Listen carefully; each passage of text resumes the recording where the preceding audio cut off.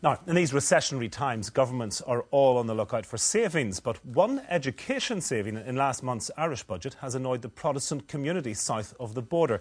Our Dublin correspondent, Shane Harrison, takes a look and asks whether the cutback has had sectarian consequences. The Monaghan Collegiate, just outside the town and not far from the border, is the county's only Protestant secondary school. It has nearly 250 pupils, the overwhelming majority of whom are Protestant, members of a minority community. The school offers a full curriculum, including Irish. For the past 40 years, because of its religious ethos, the school has been largely funded by what's called the Protestant Block Grant. Nearly £6 million of taxpayers' money given to the Protestant churches to, in turn, financially help poorer Protestant parents who want to send their children to Protestant secondary schools. In Monaghan Collegiate, some parents still pay fees, the maximum about £450.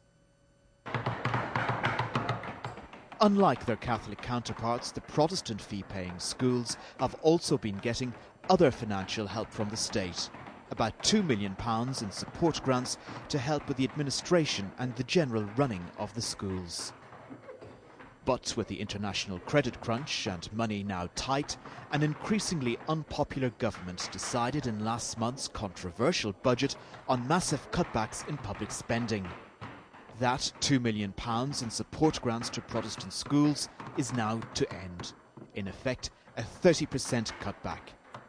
The principal of Monaghan Collegiate says that will mean the loss of at least one teacher. We will have a reduction in our budget of some €70,000 this year. We will have to plan for increased class sizes, which will result in reduced curriculum opportunities for our children. It will place a huge burden on our parents, our pupils, our governors and the wider community. This is Cavan Royal, one of the Royal schools celebrating their 400th anniversary this year. It has 200 students, 60 of whom are boarders. Now, let's see the masterpiece. Oh, very good, Claire. That's excellent. Good girl. Because the Protestant population in parts of the Republic is so widely and thinly spread, many parents choose to send their children to boarding schools like this.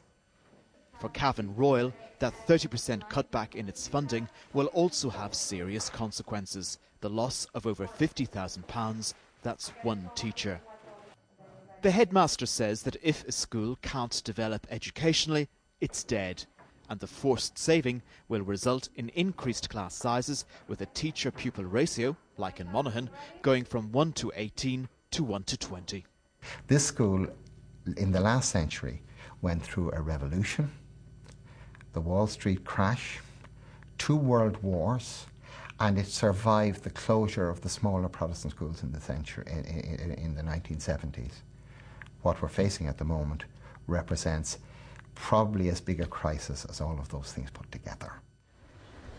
The Irish Education Minister, Bat O'Keefe, was unavailable for interview. But in the Dáil this month, he defended that 30% cutback to Protestant schools on legal grounds. If a case is taken, for instance, by one of the Catholic schools, then I am told by the AG, my advice, Deputy Quinn, from the AG's office is that it would be extremely difficult to defend it. It's not only opposition TDs who are far from impressed with that explanation. It's strange to me that legal opinion has only surfaced on the foot of the budget. Is the Minister saying that previous governments were totally incompetent legally? One would have to ask that question.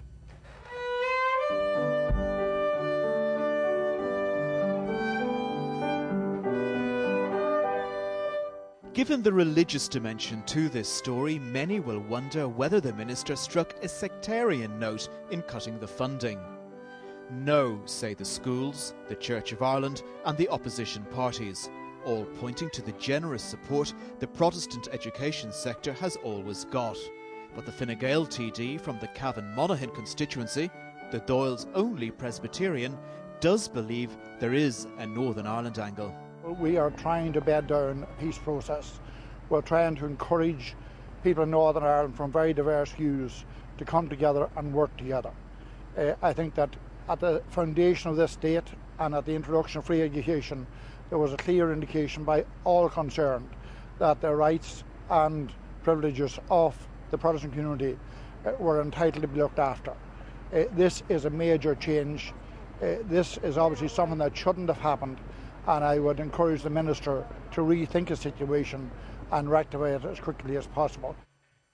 The Minister's decision comes at a time when Ireland is changing and financially challenged.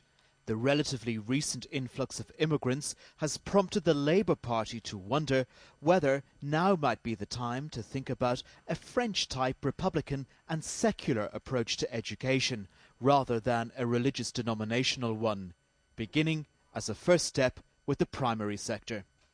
We simply do not have the resources to provide separate funding for Catholic schools, for Protestant schools, for non-denominational schools. We need to actually come to the point where we will provide a primary school in the location where it is needed and facilitate the teaching of religion or the non-teaching of religion to those parents who want it or who do not want it. X equal to -3 gives us a Y value of 10. For the moment, that's an argument for another day. The priority for the Protestant schools now is to get the Minister to change his mind by arguing that, though he may not have got his sums wrong, he could make savings elsewhere and less controversially.